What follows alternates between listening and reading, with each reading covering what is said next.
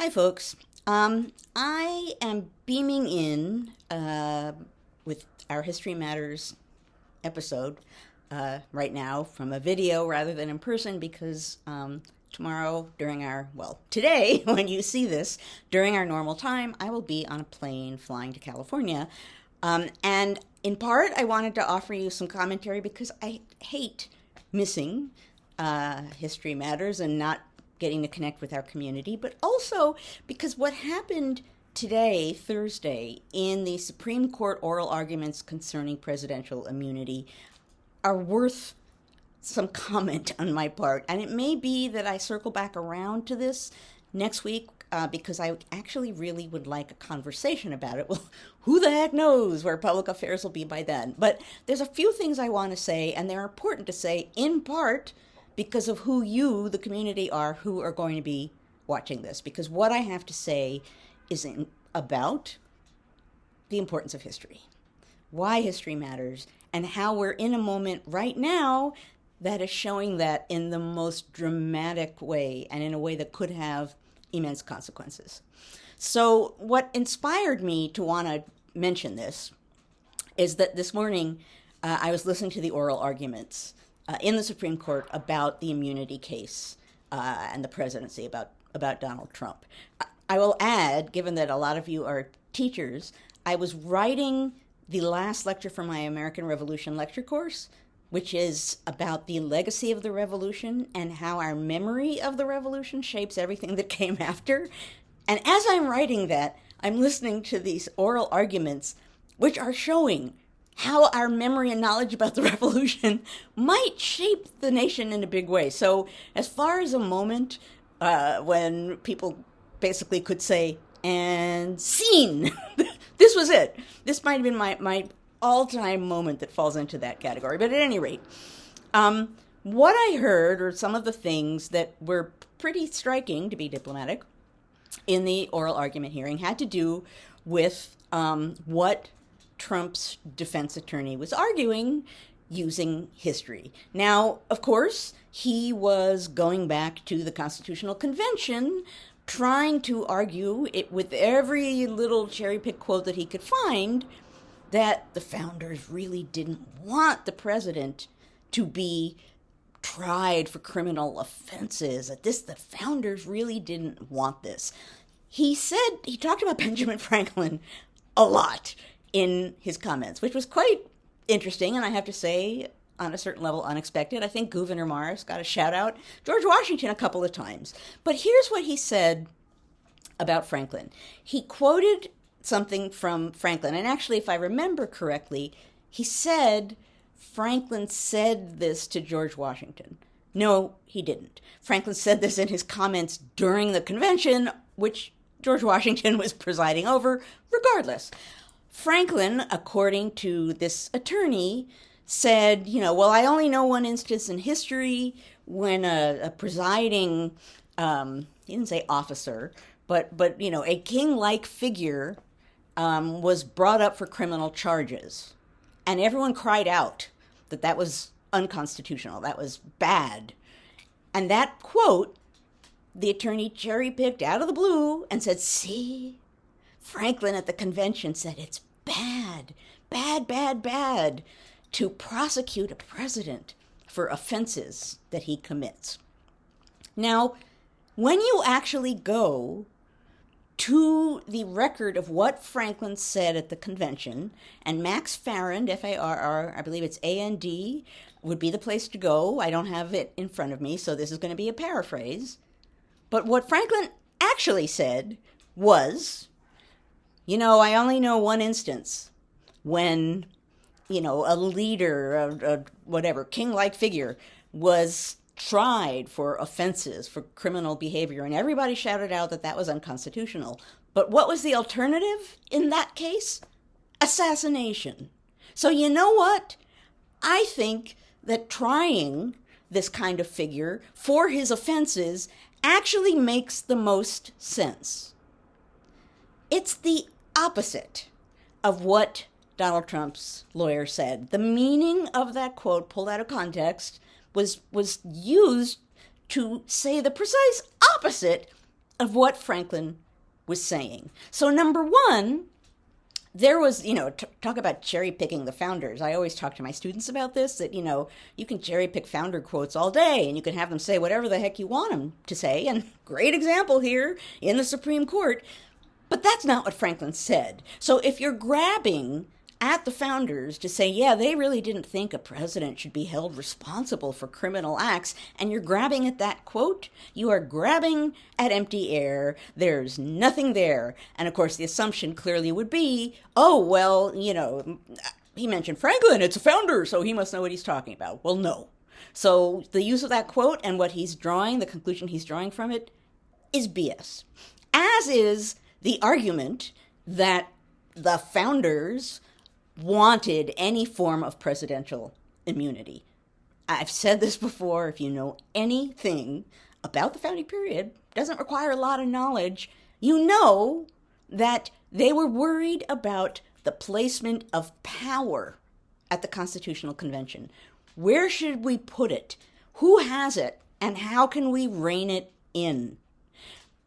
Huge concern with creating the Constitution. And the figure that they would have been most worried about concerning power would have been the national executive, who ultimately is called the president. They had had a revolution. They had broken away from a king, and it took a while for the revolution to center on that. But finally, there got to be a point where Americans were clinging to their loyalty to King George until finally they couldn't even do that anymore, and they broke with the king. They felt that he had been tyrannical. They were revolting against the British Empire because they had a sense of their rights, which now became rights as citizens because they felt that their rights as subjects were being violated. So the power and the executive were huge issues at the time.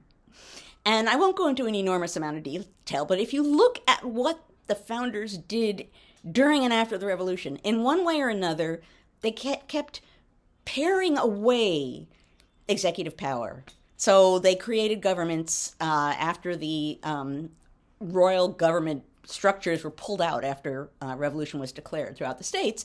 What's one of the first things the states do, or a lot of them? They take away a lot of the powers of the governor, right? The state executive, because, I don't know, executive power, that's kind of dangerous. So looking to the convention and saying, yeah, they didn't want immunity, let me use a random Ben Franklin quote incorrectly. No, there's no case for presidential immunity. There isn't. Particularly if you're going to claim that somehow or other the founders justify what you're saying. They don't. They don't. So make an argument based on something else, but you can't build it on what happened at the Constitutional Convention. You can't. And the Brennan Center's brief, which I sort of tweeted, posted, and everything else all over the place, states all of this really, really clearly. I recommend it, if you haven't read it, read it, because it says this more cohesively than I can right now. I'm rushing to say all this before I have to pack and then catch a plane. But at any rate, the other thing that drove me up a tree was, I think at least once, if not more than once, Trump's defense counsel quoted or referred to, didn't quote, George Washington at the Constitutional Convention and said, oh, George Washington was really concerned about partisan strife. Look at where we're going. We're going to amp partisan strife. This is about partisanship. We shouldn't go there. That's bad. Okay, let me offer you some insight on that. Yes, in a general kind of a way, the founders were concerned about partisanship. George Washington, not necessarily during the convention, but afterwards, and particularly in his farewell address, yes, he was concerned about partisanship.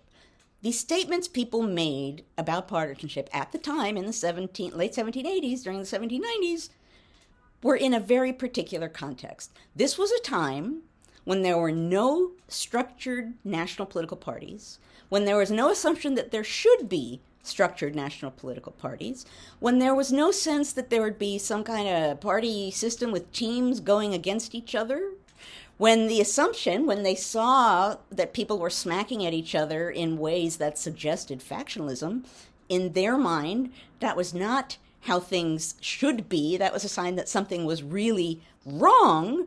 But also they assumed that there would be smacking. They assumed factionalism, right? Federalist number 10 with Madison talks all about this. It wasn't that they were saying anything that might promote faction should be avoided. They were talking about that context.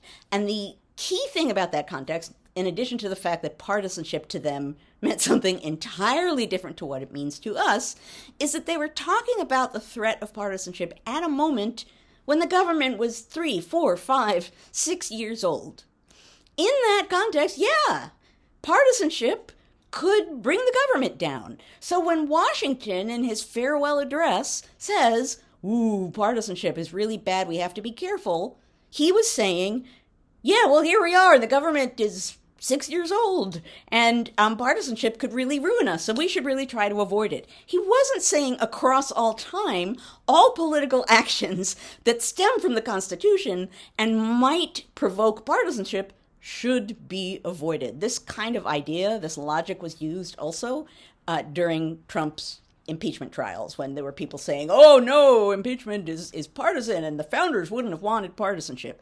Yeah, well, that's why they created the process of impeachment, so that there's a process by which these sorts of things could happen. So anyway, I'm ranting because this clearly drove me up a tree. But my big point here is the defense for former President Trump in front of the Supreme Court today was misusing, misapplying, misquoting history to make a point to defend the idea of presidential immunity. To defend something that, as far as the founders and the principles of our democratic republic are concerned, is indefensible.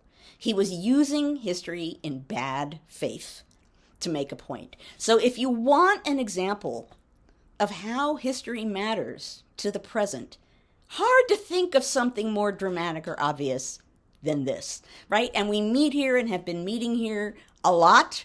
I don't remember what episode this is, 210? I don't know. But for over 200 weeks, we've been meeting here, and the point again and again and again has been history is vitally important for us to look at in this moment, and yes, I'm going to say it, of extreme contingency. Vitally important that we look at and understand how our history can inform us about what's going on now.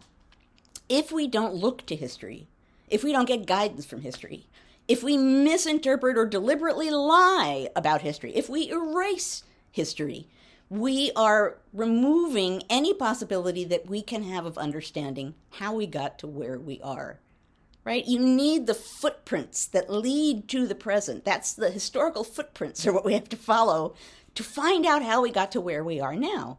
And if you erase the footprints, or if you create fake footprints with some kind of, stamp, or if you deny that there were any footprints at all, there's no way you're going to find your way to that point of where you are standing.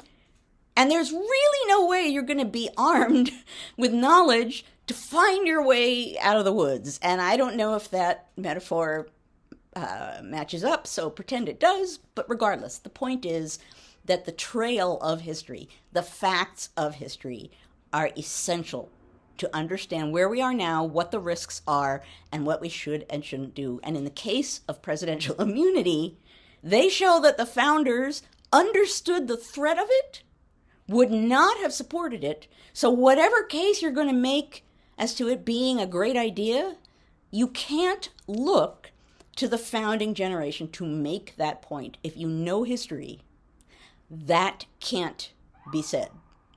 So anyway, I say this here to us, to our group, because here we are meeting every week in the name of, literally, figuratively, and every other way, that history matters, right? That's the name we travel under as a group. History matters.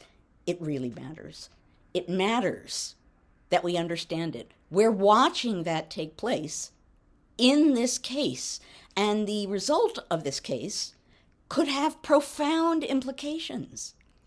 These lies about what the founders wanted could contribute to a form of immunity that would warp the presidency and put American democracy in fundamental danger. So we're looking at a moment where it almost couldn't be more dramatically obvious that history matters to the present, to this moment, and understanding it is vital to understanding where we are and what might happen going forward. I say that to this group, who you are here as teachers, you are here as people who understand the importance of history, you are here as a community that wants to discuss democracy and the current moment and use history to decode it. You are here for all of these reasons and more. And what happened today, what I listened to today, I'm sure right now it's being unpacked in a variety of ways, but I got a pack to hit the road. But I say this to you, and it frustrates the heck out of me that I can't be there with you to discuss this. I say it to you because I didn't want to wait a week to talk about this. There couldn't be a more important message for this community, and particularly a community that's sponsored by the National Council for History Education. Okay? I'm ranting. I'm going to get off my soapbox. At any rate, I hope that it makes sense. We'll see. I'll see what the week brings, whether we actually end up having a conversation about this next week or if something else comes along that needs to be discussed. But I felt it was really important to make this point. Man, history matters. And misusing it, misinterpreting it, and lying about it really, obviously, could have profoundly undemocratic outcomes that we need to understand and see. And we need to understand and see the ways in which bad history that never happened, is being used to push things in that direction. Okay, I'm going to stop. I'm not going to take up the whole half hour. But folks, I encourage you to read the brief. Go and find the record of the Constitutional Convention, and you can find Franklin talking about, if you look up assassination in the record of the Constitutional Convention, there can't be that many mentions of it, and Franklin uses that word. At any rate, read, discuss, talk, and I will see you in a week. Thank you as ever for coming here and engaging in the conversation of democracy. Man, that's a conversation that is happening smack in front of our faces right now. Now, I'm in such a rush, I did not get a mug. So, history matters, and so does tropical punch. Maybe punch, right? That's the theme. History matters, and so does punch. Let's go punch our way into good history. I know that's bad. I'm going to stop. I'm going to go on packing. I will see you folks in a week. Be safe, and we will talk soon.